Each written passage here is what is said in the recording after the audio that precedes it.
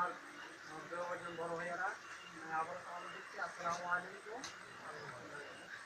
এবং আমার শান্তিও বন্ধুগণ,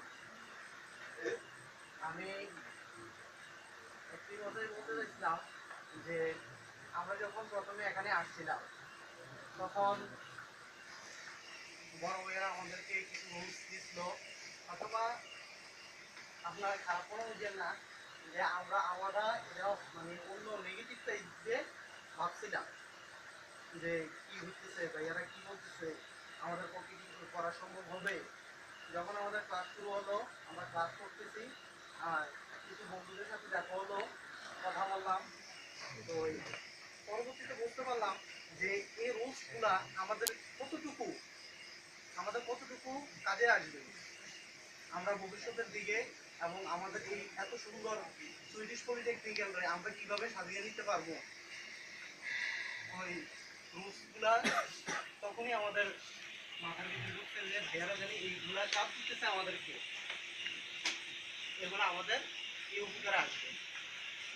তো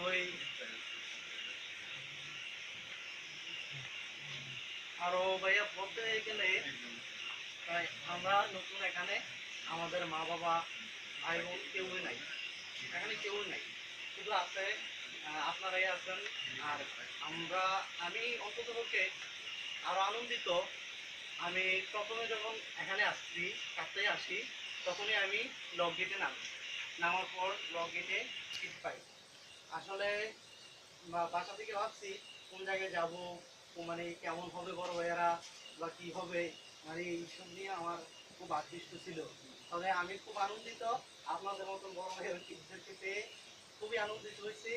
আর প্রত্যেকটা মুহূর্তই এই যে মালিক ভাই আছে, নামাজের সময় ডাক মারে, ডাকিন চলো, এই যে ভূমিকাটা বড় ভাইয়ার, মনে হয় অন্য কোথাও গেলে পাবো কিনা, তবে আমি এখানে এসে লক গেটে এসে আমি এই জিনিসটা পাইছি যে বড় ভাইয়াদের কাছে।